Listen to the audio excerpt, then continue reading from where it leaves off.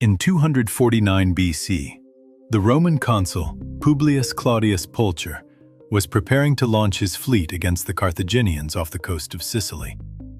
Before the battle, the priests on board released the sacred chickens that Roman military tradition required commanders to consult before any major decision. If the birds ate the grain placed before them, the omen was favorable. If they refused, the attack was supposed to be delayed. That day, the chickens would not eat.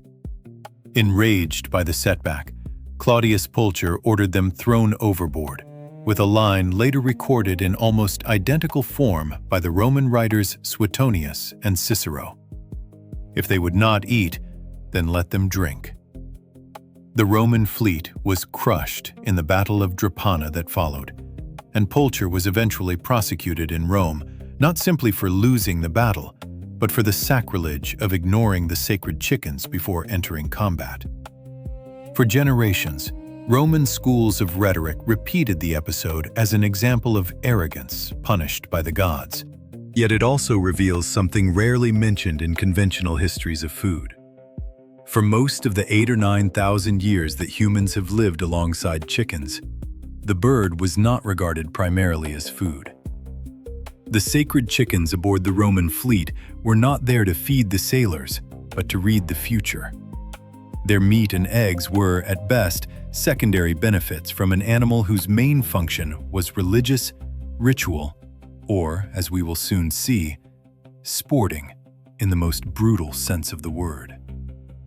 The domestic chicken traces its genetic origin to the red jungle fowl, Gallus gallus, a wild bird that still inhabits the forests of Southeast Asia, from northeastern India to Vietnam and southern China. For decades, textbooks repeated a domestication date of roughly 8,000 years ago. But a study published in 2020 in the journal PNAS by a team led by archaeologist Joris Peters, after re-examining hundreds of poorly dated bird remains from earlier excavations, shortened that chronology dramatically. According to the study, chicken domestication probably began around 3,500 years ago in what is now central or southern Thailand, several millennia later than 20th century scholars had assumed. The same study found that many bones previously identified as domestic chicken remains at sites in China and Europe actually belonged to other species, a misidentification that had distorted the entire map of the bird's spread for decades. Before we continue, one brief aside. If you find it as surprising as I do that the history of such an ordinary animal was still misunderstood until only a few years ago, subscribing helps these corrections reach more people. Now, back to the story. Even with the revised chronology, one point appears clear. The earliest documented purpose of the domesticated rooster was not nutritional. At archaeological sites in Southeast Asia and southern China, the oldest rooster bones appear alongside ritual objects. The sharp spurs and natural aggression of male red jungle fowl have led several archaeologists to argue that humans first valued the birds for cockfighting, long before they raised them for meat. The chicken's westward expansion toward Persia, Egypt, and eventually the Mediterranean seems to have followed trade routes associated with fighting birds and ornamental animals with striking plumage, rather than routes used for food livestock. This helps explain why chickens appeared on seals, coins, and prestige objects in Persia and Greece long before their bones became common in the refuse of ordinary household kitchens. In ancient Zoroastrian Persia, the rooster was associated directly with Sraosha, the deity who announced the dawn and drove away the demons of the night with its crowing.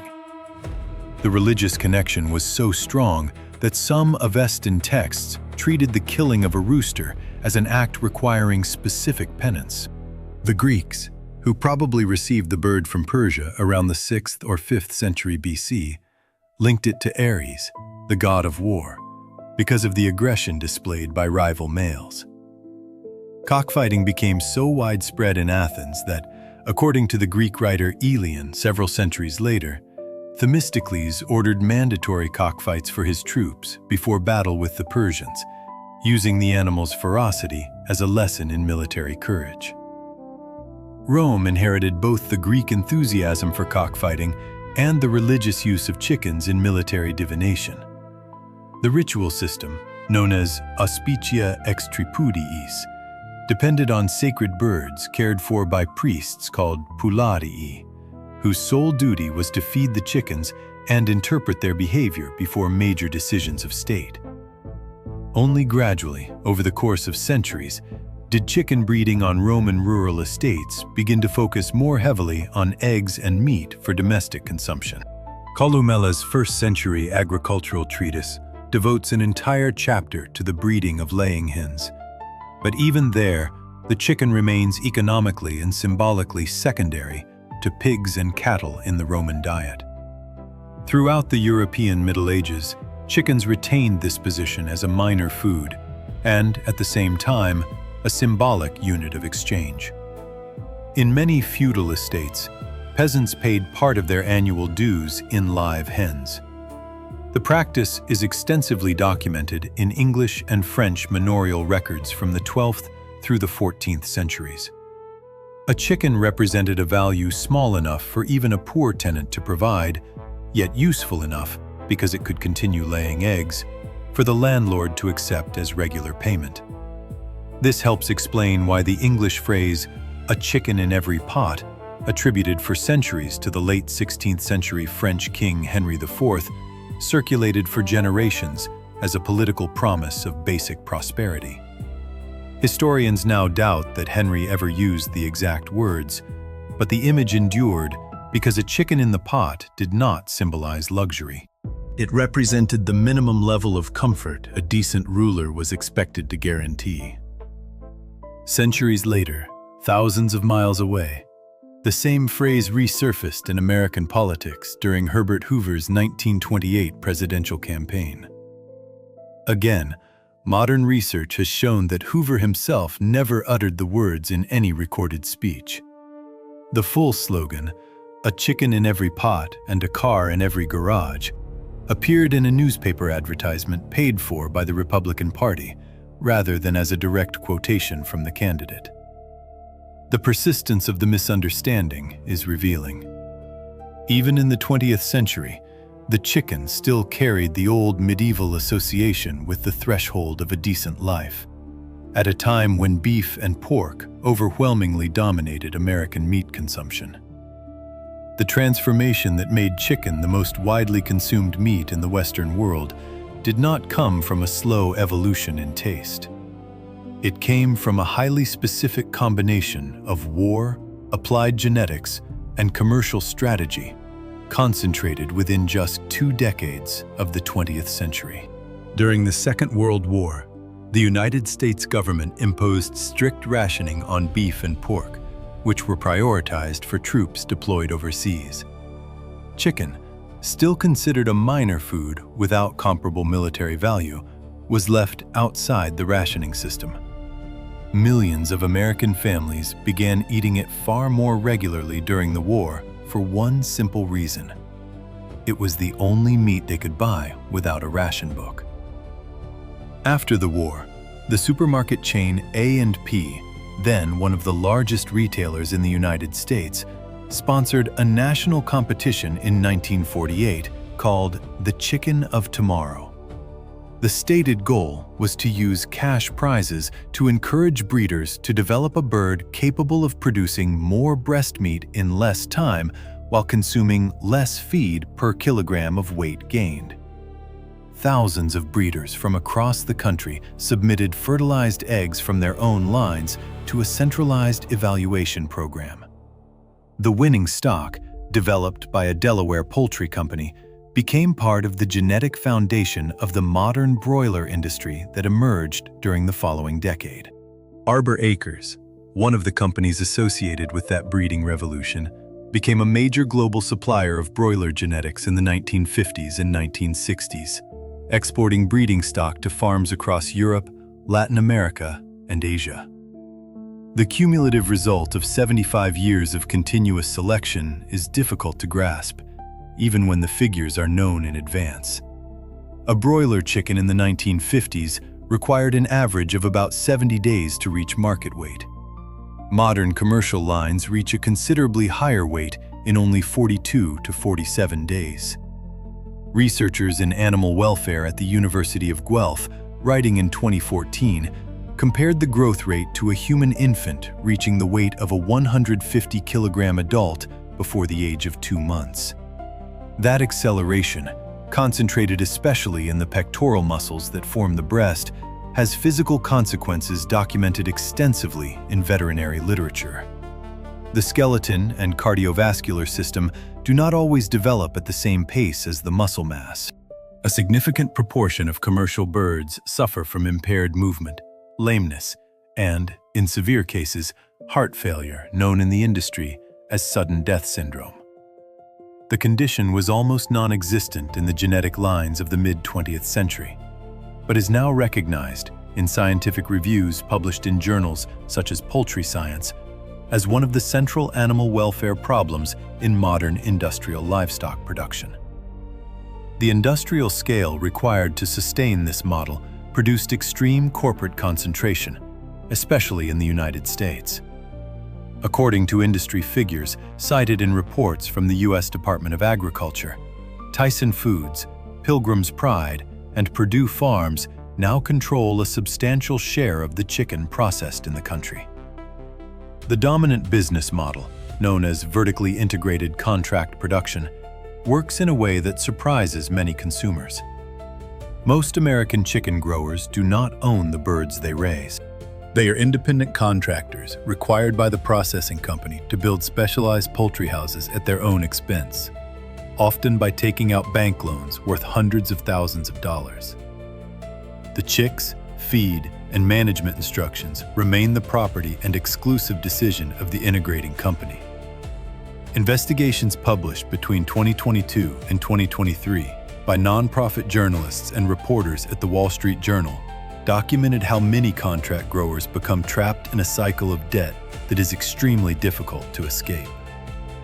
A processing company can terminate a contract with relatively little notice if a grower complains about conditions or tries to organize with other producers.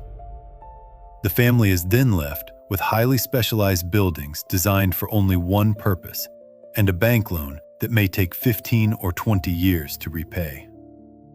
Since 2019, the U.S. Department of Justice and several state attorneys general have maintained antitrust investigations into alleged coordinated manipulation of the prices paid to contract growers. At the time this script was written, those proceedings had not reached a final resolution.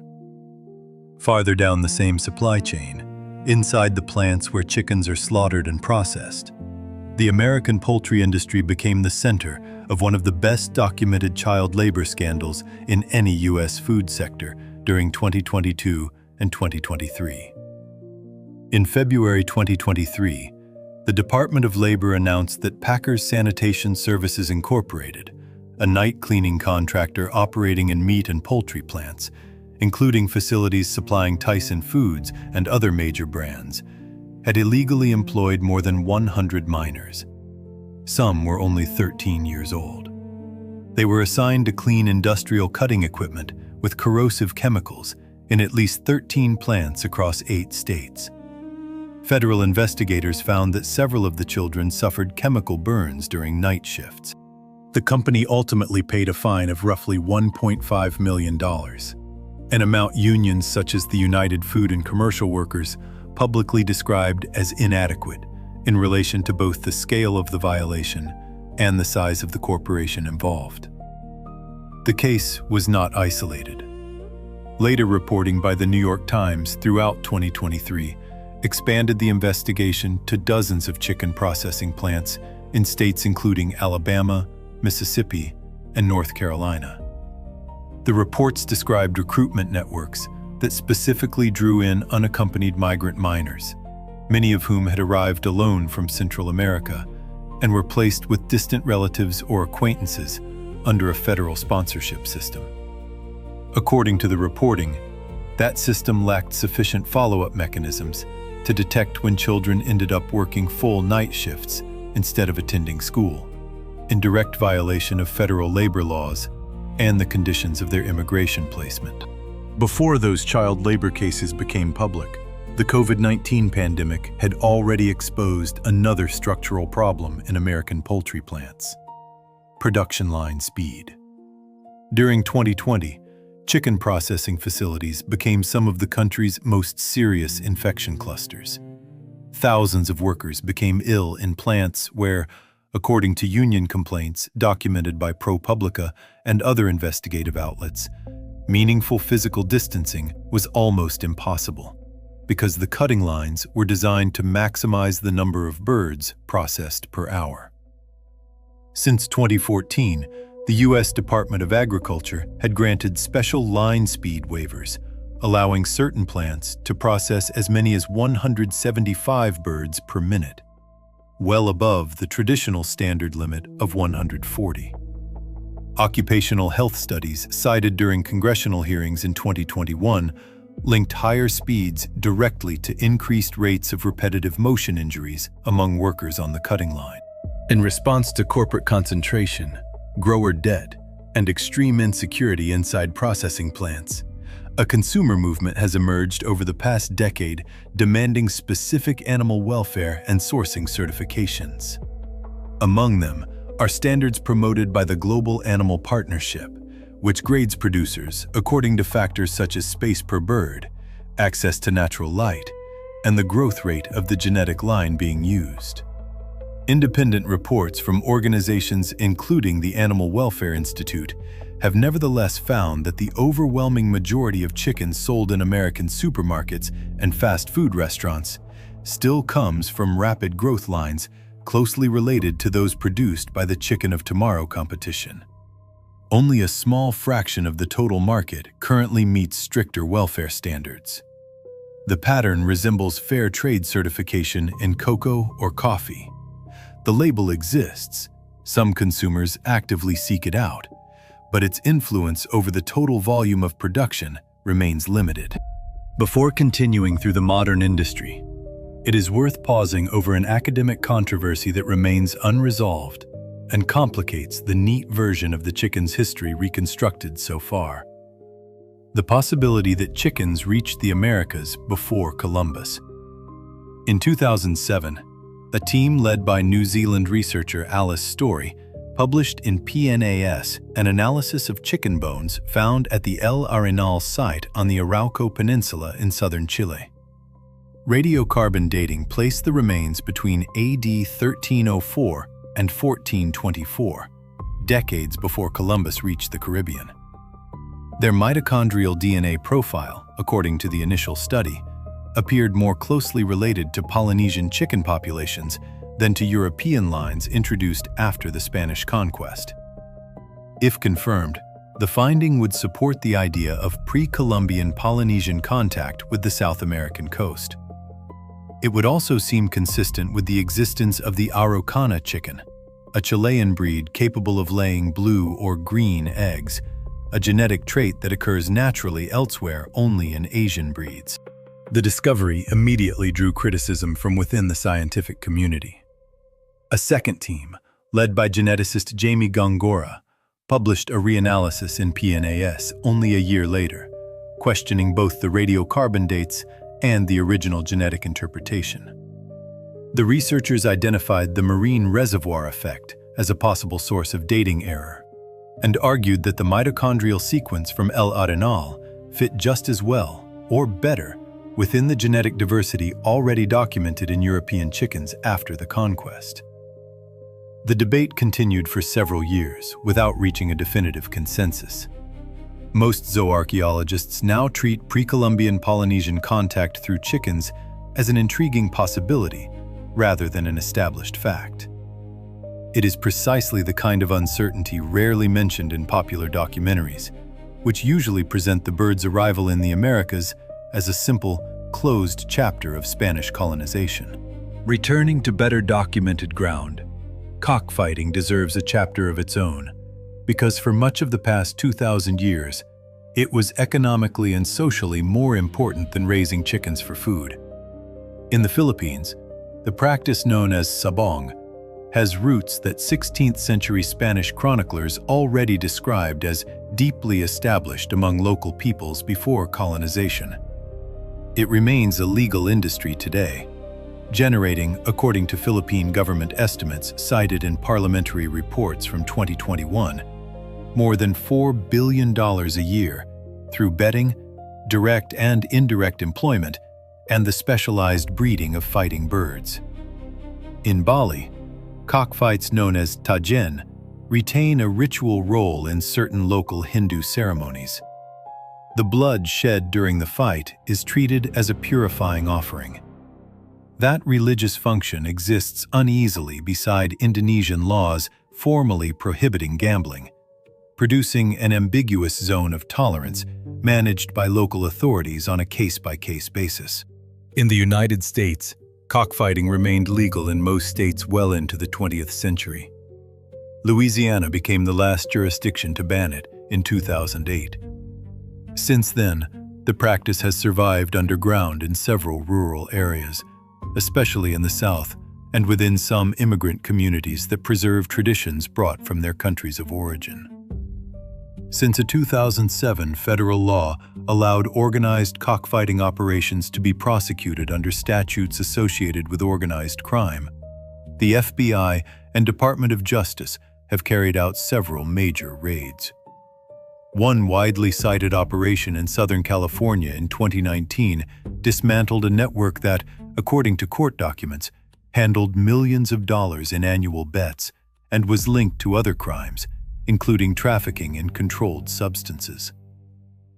A practice that began in antiquity as a religious and military spectacle remains in the 21st century entangled with organized criminal networks.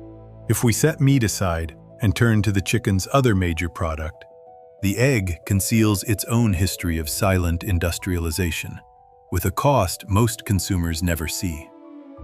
Only hens lay eggs, and modern genetic lines have become so specialized that a laying hen develops very little useful muscle, while a bird bred for meat produces relatively few eggs. For decades, this division has created a brutal economic problem for the global egg industry. Male chicks born in laying hen hatcheries have no commercial value, either for eggs or for meat. They are therefore killed systematically within hours of hatching. The industry refers to the process as sexing and culling. Animal welfare groups use the harsher phrase chick maceration because the most widespread method worldwide has been to place newly hatched males, alive, into an industrial grinder. The World Organization for Animal Health recognizes the method as technically rapid, but it has provoked growing public opposition in Europe over the past decade. According to estimates cited by the European Union while preparing legislation on the issue, the egg industry kills between 6 and 7 billion male chicks worldwide every year, a number so large that it is almost impossible to picture. In January 2022, Germany became the first country to prohibit the practice by law, forcing the industry to adopt technologies known as in ovo sexing. These systems identify the sex of the embryo before hatching, using hormonal markers or optical spectroscopy through the shell. Eggs identified as male can then be diverted to other uses, such as animal feed, before the embryo reaches the stage at which German regulators believe it may be capable of feeling pain. France introduced a similar ban that same year. Outside the European Union, however, the killing of male chicks remains by far the dominant method in most major egg-producing countries, including the United States, India, and China. The large-scale use of antibiotics in industrial chicken production represents another point where production efficiency has collided with global public health. For decades, much of the poultry industry administered antibiotics not only to treat disease, but routinely and preventively, mixing them into the feed of healthy birds. Studies from the 1950s and 1960s had shown that constant low doses of certain drugs accelerated weight gain even when no infection was present. The practice became known as using antibiotics as growth promoters. The World Health Organization has repeatedly warned that the widespread use of antibiotics in livestock, particularly in poultry, contributes directly to the emergence and spread of drug-resistant bacteria. In 2019, the organization described antimicrobial resistance as one of the greatest health threats of the century. Its long-term destructive potential has been compared with that of a viral pandemic, because widespread resistance would leave modern medicine without effective treatments for infections now considered routine. In 2017, the United States prohibited the use of medically important antibiotics solely as growth promoters, through guidance issued by the Food and Drug Administration. Between 2015 and 2019, several major fast food chains and food companies, including McDonald's and Purdue Farms, announced commitments to reduce antibiotics important to human medicine in their poultry supply chains. Later reports from organizations such as the Natural Resources Defense Council, published in 2022, argued that much of the reduction applied only to the drugs considered most clinically important for people. The use of other antibiotic families, still relevant to cross-resistance, according to the scientific literature cited in those reports, continued with little meaningful change across broad sections of the industry. The global expansion of industrial chicken from the United States and Europe also produced direct economic consequences for small farmers elsewhere, a subject rarely placed alongside the genetic and health history of the bird. As Western consumers increasingly favored boneless, skinless chicken breast over other parts of the animal, processors accumulated large surpluses of thighs, wings, and offal that were less desirable in domestic markets. These parts were then sold cheaply abroad. Investigations by organizations including the British charity Christian Aid, first published in the early 2000s and updated in later reports, described how huge quantities of frozen poultry, indirectly supported by European agricultural policies, entered West African markets, particularly Ghana and Cameroon. Prices fell to levels local farmers could not match. According to those reports, thousands of family poultry farms closed in the years following trade liberalization programs encouraged by institutions such as the International Monetary Fund during the 1990s. In Ghana, figures from the National Ministry of Agriculture cited in academic studies show that domestic farms supplied most of the country's chicken consumption in the early 1990s. 2 decades later, they covered only a small fraction. The remainder came largely from frozen imports from the United States, Brazil, and the European Union. Agricultural economists describe the pattern as meat dumping.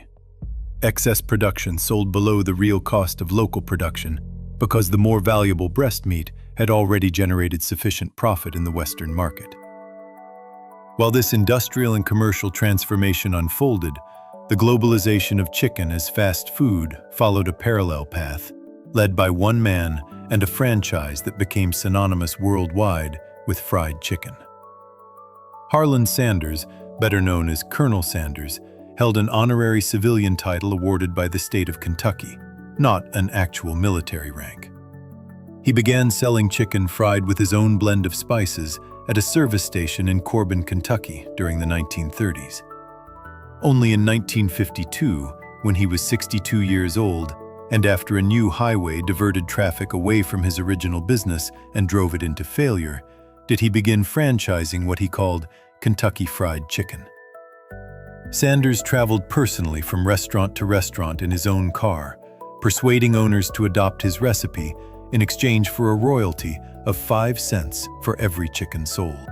By 1964, when Sanders sold the company to a group of investors for $2 million, KFC had more than 600 franchised locations across the United States and Canada. Over the following decades, the brand became one of the most internationally widespread fast food chains. Its entry into China in 1987 proved especially significant. KFC arrived before McDonald's and built a network of thousands of restaurants.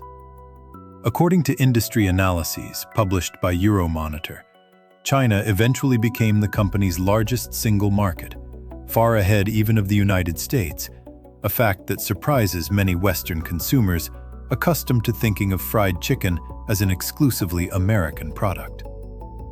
The so-called chicken sandwich war that erupted in the summer of 2019 showed how completely chicken had moved to the center of modern fast food competition. Popeyes launched a new fried chicken sandwich that created lines lasting several hours and sold out at hundreds of locations for weeks. Rivals, including Chick-fil-A and KFC, responded with competing products within months. According to market analyses cited by Restaurant Business, the sandwich generated more than 1 million spontaneous social media mentions in 2019. The raw material behind that marketing battle still came, ultimately, from the same rapid growth genetic lines descended from the breeding revolution set in motion by A&P's Chicken of Tomorrow competition in 1948.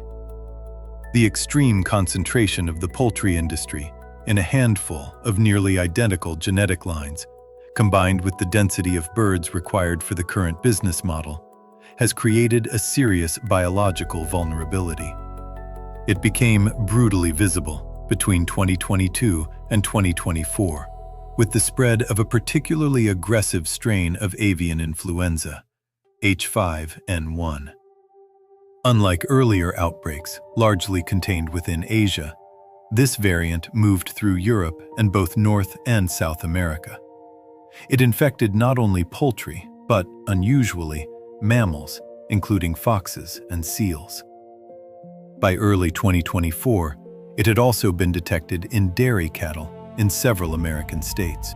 The jump between species drew particular concern from virologists and public health authorities because of the still speculative but seriously considered possibility that further mutations could make human-to-human transmission easier.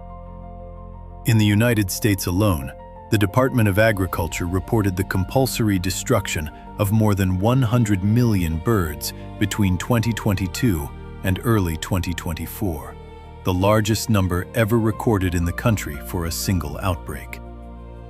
Laying hens were especially affected. Their mass loss caused the average retail price of a dozen eggs to rise to more than twice its usual level during the first months of 2023, according to the Federal Bureau of Labor Statistics. The same corporate concentration that makes ordinary chicken and egg production so efficient became, in the face of an aggressive pathogen, the factor that multiplied the speed and scale of infection. Tens of thousands of genetically similar birds living only centimeters apart provide a respiratory virus with conditions that a dispersed traditional farm would rarely create. Against this background of industrialization, debt, child labor, and epidemic vulnerability, another tradition has continued almost unnoticed in Western documentaries about chickens. The bird's historic role as a source of economic independence for women in rural societies across much of the world, particularly in sub-Saharan Africa and South Asia. In many rural family structures, cattle and farmland have traditionally been controlled by men, while chickens raised around the home have been recognized culturally as one of the few productive assets belonging to women. The eggs, chicks, and occasional sale of an adult bird provide cash that can be used for school fees, medicine, clothing, or emergencies without requiring access to land or large amounts of capital. Economic anthropologists have documented this pattern since the 1970s in field studies carried out in countries including Nigeria, Ethiopia, and Bangladesh. International development organizations, such as Heifer International, have built programs around this cultural foundation by providing laying hens to women living in extreme poverty. Under the organization's model, once a recipient's flock begins producing a surplus, she passes chicks or fertile eggs to another family in the community. Heifer calls the mechanism passing on the gift. The asset reproduces, allowing a small intervention to spread without every new household depending on a separate outside donation. In 2016, Bill Gates drew both praise and criticism when he publicly stated that if he were living in extreme poverty, he would raise chickens. The foundation bearing his name announced funding intended to provide 100,000 birds to rural families in sub-Saharan Africa as part of an economic development strategy. Agricultural organizations welcomed the attention, while several development economists pointed out that similar programs had existed in the region for decades. Critics argued that presenting the idea almost as a new discovery ignored both that earlier history and the difficulty of sustaining local egg and poultry markets against the same subsidized imports that had already weakened domestic production in Ghana and Cameroon. A chicken can indeed multiply quickly, requires relatively little land, and can convert household scraps into eggs and saleable offspring.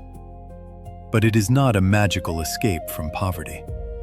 The family still needs feed, veterinary care, protection from disease and predators, and access to a market where local birds can be sold at a viable price. A development program that distributes animals without building those surrounding systems may create a temporary asset rather than a durable livelihood. That tension captures the chicken's wider history. The same biological efficiency that makes the bird useful to a rural household also made it ideal for industrial optimization. It reproduces quickly, matures faster than cattle or pigs, can be housed at extraordinary density, and converts feed into meat with remarkable efficiency. Those traits made chicken cheap enough to become a global staple.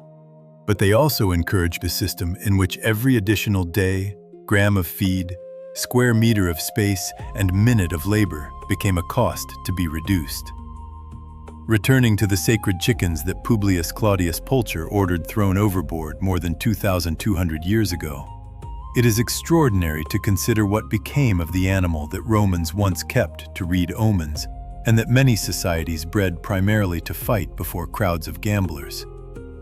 23 centuries later, it is the most widely consumed meat on Earth, produced through a system so heavily optimized by genetics and industrial engineering that a bird can pass from egg to supermarket tray in less than 7 weeks. Yet the modern chicken still carries traces of every earlier role. The rooster remains a symbol of dawn and defiance. Cockfighting survives legally in some countries and underground in others. Backyard hens still function as household savings for millions of rural women. Eggs remain one of the most politically sensitive symbols of affordable food. At the same time, the industrial broiler has become a biological product almost unimaginable to the farmers who raised chickens only a century ago. The transformation is usually presented as a triumph of abundance. Chicken became cheaper, more uniform, and available to more people than ever before. That achievement is real. A source of animal protein once reserved for special occasions entered the daily diet of billions. But the price printed on the package does not include every cost. It does not show the grower carrying a 20-year bank loan for buildings he does not fully control. It does not show the worker repeating the same cutting motion beside a line moving at 175 birds per minute.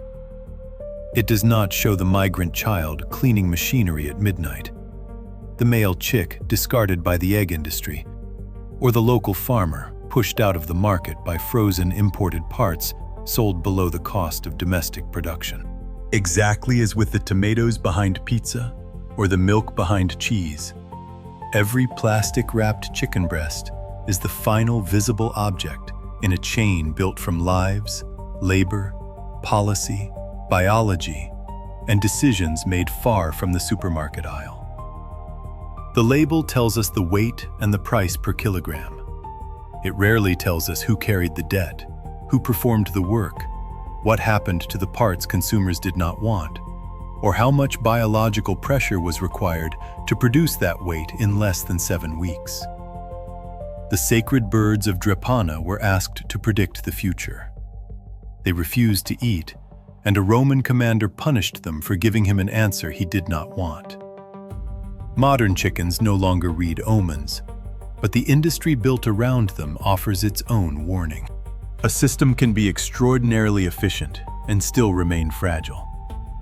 It can make food cheap while moving part of the real cost onto animals, workers, farmers, public health, and distant markets. The question is no longer whether the chickens will eat the grain. The question is whether we are willing to look beyond the tray, the bucket, and the sandwich long enough to understand what made them possible.